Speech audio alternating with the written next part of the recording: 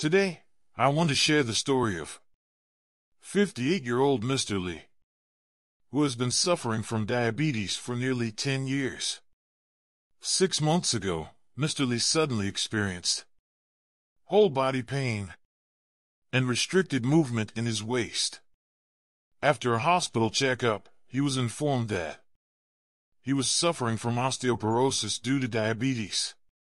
The doctor adjusted his diabetes medication, but Mr. Lee was worried that his osteoporosis might worsen. So, he went to the supermarket and bought a case of pure milk, planning to drink a small glass of skimmed pure milk daily to supplement calcium. Seeing Mr. Lee bring home the milk, his wife advised him not to supplement randomly, fearing that untreated osteoporosis could lead to other complications. The couple argued for half a day about whether diabetics could drink milk, but they couldn't reach a conclusion. Can diabetics drink milk? What impact does drinking a small glass of milk daily have on diabetic patients? Osteoporosis is especially common among middle-aged and elderly people, particularly those with diabetes. Taiwanese doctors point out that diabetics often have higher blood sugar levels, which the body cannot effectively utilize. During urination, a large amount of glucose is excreted along with calcium. When calcium is lost, magnesium and phosphorus in the bones also decrease. This stimulates the parathyroid gland to secrete hormones, causing calcium to be released from the bones, leading to bone loss and osteoporosis. Therefore, it is particularly important for diabetics to replenish calcium in a timely manner. The best food for calcium supplementation. It is well known that milk is an excellent choice for calcium supplementation. However, many diabetics worry that the lactose in milk will worsen their condition. So, is it suitable for diabetics to drink milk? The answer is yes. Milk is rich in protein, fat, and calcium, providing comprehensive nutrition, and its glycemic index is relatively low, making it an ideal food for calcium supplementation in diabetics. Dr. Anya Juan, Deputy Chief Physician of the Endocrinology Department at Guangzhou 8th People's Hospital, further points out that the average adult needs about 800 to 1,000 milligrams of calcium daily. Through regular diet, we can intake about 400 milligrams of calcium, meaning we only need to drink about 300 to 350 grams of milk to meet our calcium needs. Additionally, the vitamin D in milk helps promote calcium absorption. How should diabetics choose milk? Although diabetics can drink milk, there are many types of milk on the market. Choosing the right one can be beneficial, but the wrong choice can cause harm. Diabetics should pay attention to the following 3 types of milk. 1. Pure milk. Fresh pure milk has a glycemic index of 27.6, which is considered low. Diabetics can choose pure milk, whether it's pasteurized fresh milk, whole milk, or skimmed milk. As long as it is pure milk, it has little impact on blood sugar.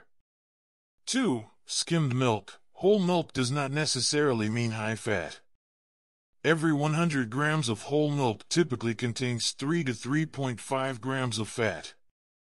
Considering a 250-gram carton of milk, the fat intake is only about 8 grams, which is less than that of red meat. Therefore, the choice between whole milk and skimmed milk depends on personal preference. 3. Yogurt. Yogurt promotes the growth of beneficial gut bacteria, inhibits harmful bacteria, alleviates constipation, and boosts immunity. Even with added sugar, the glycemic index of yogurt is less than 50, making it a low glycemic index food suitable for consumption. For those lactose intolerant, yogurt is a better substitute for milk. 2 types of fake milk to avoid. 1. Flavored fermented milk. Products that contain added fruit juice, grains, coconut jelly, etc., belong to flavored fermented milk. These yogurts have low protein and high fat and sugar content, making them unsuitable for diabetics. 2. Reconstituted milk. This type of milk is made by concentrating and drying milk into concentrated milk or milk powder, then adding water to create a milk-like liquid. Typically, it consists of 80% water, whole milk powder, and condensed milk, with added white sugar and food additives. Its nutritional value is lower than that of pure milk, and it may contain extra sugar, so it is not recommended to drink frequently. For drinks diabetics should avoid. For diabetics, diet is extremely important. If you have diabetes, it's best to avoid these 4 types of drinks. 1. Alcohol. Alcohol inhibits the body's gluconeogenesis and the breakdown of liver glycogen, both of which help maintain stable blood sugar levels. Drinking, especially on an empty stomach, can easily cause hypoglycemia, which can burden the pancreas and affect the condition of diabetes patients. 2. Instant coffee. Although instant coffee contains coffee components, it often has added creamers, sugar, and syrups to enrich its flavor. Occasional consumption is not a big burden on the body, but large amounts can adversely affect cardiovascular health. 3. Freshly squeezed fruit juice. Even though fruit juice is made from fruit, it lacks most of the dietary fiber found in whole fruit. The fructose in juice is quickly absorbed, leading to a rapid increase in blood sugar levels. 4. Honey water. Honey contains a lot of glucose and fructose. While it doesn't significantly impact healthy individuals, diabetics or those with high blood sugar should avoid it, as it can cause a rapid increase in blood sugar levels. Honey water's sweetness also speeds up insulin secretion, increasing the risk of fat accumulation and obesity. The importance of a balanced diet for diabetics. Managing diabetes through diet is crucial, but it's also important not to be overly restrictive or indulgent. A balanced diet, including a mix of coarse and fine grains and a variety of nutrients, is essential.